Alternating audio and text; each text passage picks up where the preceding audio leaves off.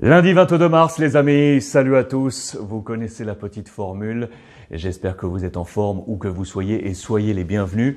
Mais non pas dans mon petit bureau aujourd'hui, mais toujours à la maison, ici dans mon havre de paix.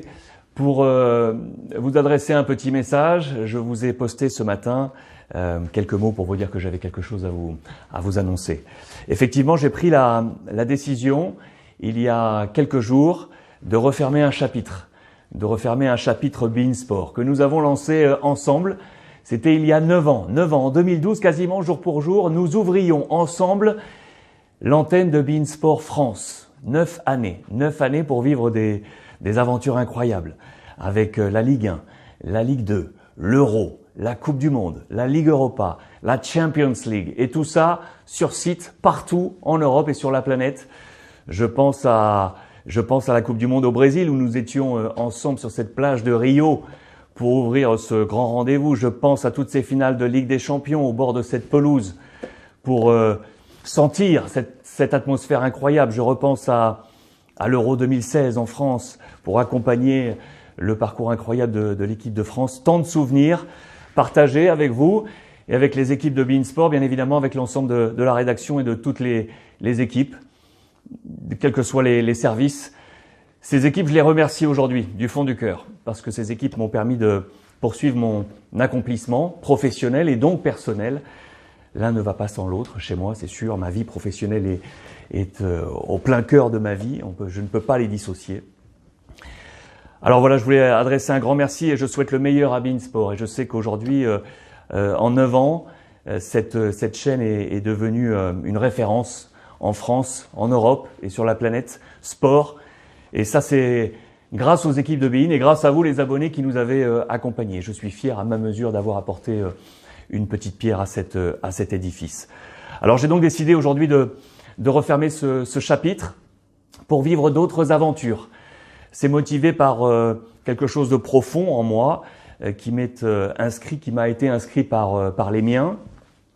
Les miens, c'est ma famille, ceux qui m'entourent aujourd'hui dans mon quotidien. Également mes parents qui m'ont éduqué et forgé un esprit, une mentalité, une façon de vivre, une façon d'être, une façon de partager. Je pense également à mon frère, Fabien, un petit peu plus jeune que moi, pour qui j'ai une pensée infinie. Et je voulais partager cette pensée avec vous en vous faisant part de quelque chose qui m'est très cher. Je voulais vous montrer ce petit bouquin, un petit livre comme ça, qui est signé Fernando Savater. Le titre, Éthique à l'usage de mon fils, aux éditions du Seuil.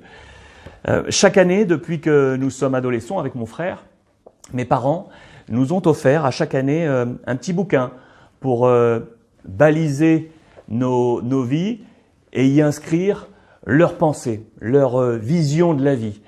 Et chaque année, voilà, mon père y inscrivait en forme de paraphe un petit mot pour inscrire comme ça sa pensée, comme je vous l'indiquais.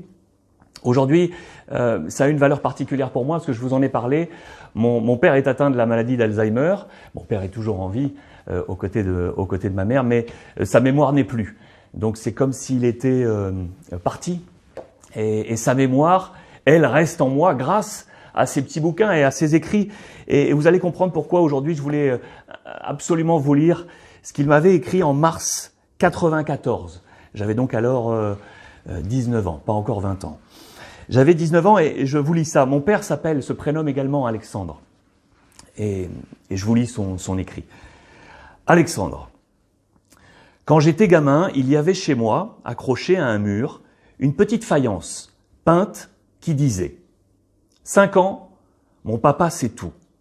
10 ans, mon papa sait beaucoup de choses. 17 ans, papa croit tout savoir. 25 ans, mon père ne sait pas grand-chose. 45 ans, ah, si mon papa était encore là. J'y repense souvent en pensant à vous et à mon père. Ce que je sais, peu ou prou, je m'en sers pour moi. Mais je me dois aussi de m'en servir au moment où vous vous apprêtez à entrer dans la vie d'adulte responsable. L'essentiel de ce que m'a appris mon père tient en ceci, je cite. La vie vaut la peine d'être vécue pleinement. Pour la choisir et la réussir, il faut la réfléchir et agir en conséquence. Fermez les guillemets. C'est cela l'éthique et c'est cela que Fernando Savater explique si bien à son fils dans ce petit essai. Sois l'artisan de ta vie et sois heureux. Papa, mars 94. Sois l'artisan de ta vie et sois heureux.